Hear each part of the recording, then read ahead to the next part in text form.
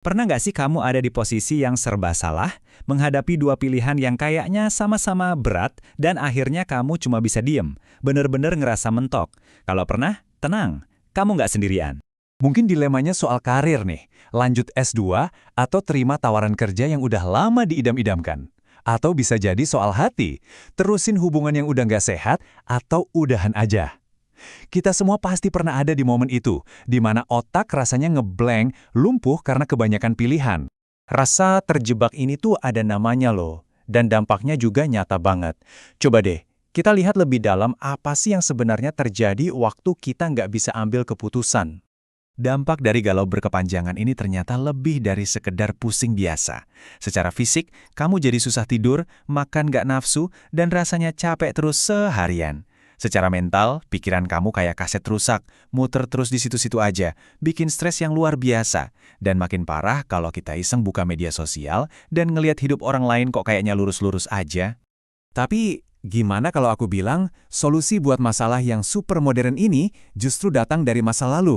Dari kearifan seorang dokter yang hidup 1000 tahun yang lalu, di zaman yang belum ada internet, psikolog, apalagi konsultan karir. Yuk kita kenalan sama sosok jenius di balik solusi ini.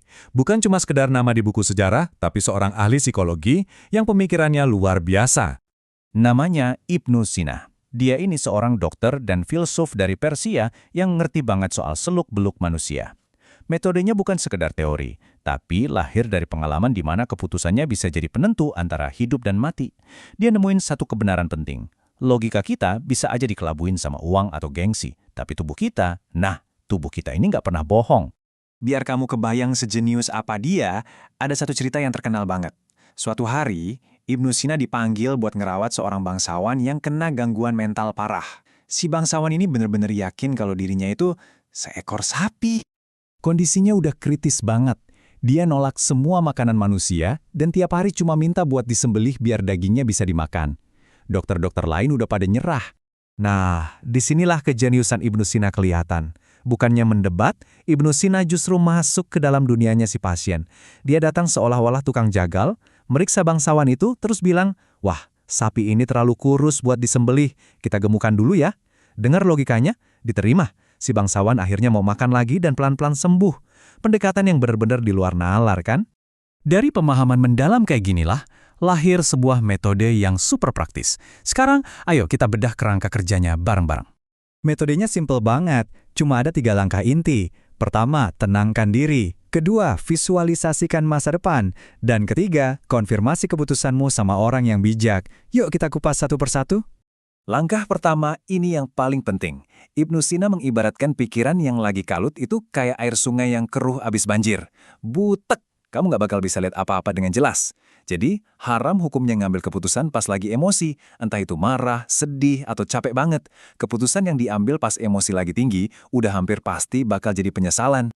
Oke, kalau kepala udah adem, sekarang waktunya kita main film drama di dalam kepala. Cari tempat yang benar-benar sepi, terus bayangin sedetil mungkin gimana hidup kamu 5 tahun dari sekarang kalau kamu ambil pilihan A. Kalau udah, sekarang ganti filmnya. Bayangin hidup kamu 5 tahun ke depan dengan pilihan B. Nah, disinilah keajaibannya terjadi. Waktu kamu bayangin tiap skenario itu, coba deh, alihkan fokus dari kepala ke badan.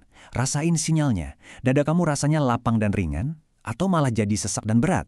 Coba bayangin pas bangun pagi di masa depan itu, kamu ngerasa semangat dan senyum-senyum sendiri, atau justru ngerasa cemas. Ingat ya, pikiran bisa bohong, tapi reaksi tubuh kamu itu adalah kejujuran yang paling murni. Begitu kamu ngerasa udah dapet jawaban dari intuisimu, jangan langsung ambil tindakan. Langkah terakhir adalah cari perspektif dari luar. Coba ceritain perasaanmu ke orang yang kamu anggap bijak. Tujuannya bukan buat nyerahin keputusan ya, tapi buat ngecek, jangan-jangan ada blind spot atau sudut pandang lain yang kamu lewatin.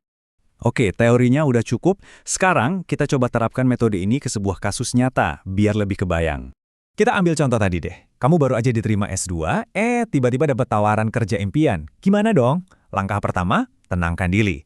Minta waktu ke HRD, terus lupakan dulu dilema itu. Pergi jalan-jalan, lakuin hobi.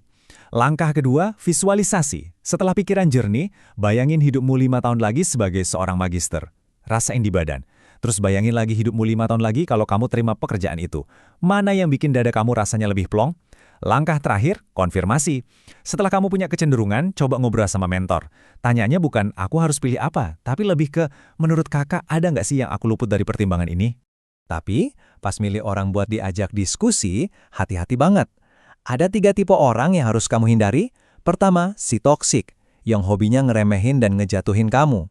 Kedua, si penyenang, yang apapun pilihanmu pasti dibilang bagus, tanpa ngasih masukan kritis.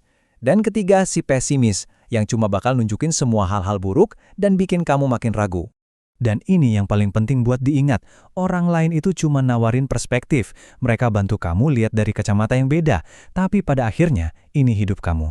Tanggung jawab dan keputusan final itu 100% ada di tangan kamu sendiri. Pada akhirnya, semua ini mengerucut pada satu kebenaran yang sederhana banget soal pilihan dan tindakan. Ini mungkin sebuah kebenaran yang agak nyelekit tapi harus didengar. Nggak memilih pun sebetulnya adalah sebuah pilihan. Waktu kamu terus menunda-nunda keputusan, kamu sebenarnya sedang memilih untuk tetap terjebak. Kamu memilih untuk diam di tempat dan membiarkan kesempatan lewat gitu aja.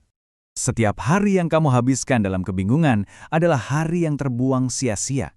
Masalah kamu nggak akan selesai dengan sendirinya. Kebimbangan itu cuma menguras aset kamu yang paling nggak bisa dibeli lagi, yaitu waktu. Jadi, pertanyaannya sekarang kembali ke kamu. Dengan metode kuno yang udah teruji ribuan tahun ini di tanganmu, keputusan besar apa yang akhirnya siap kamu ambil?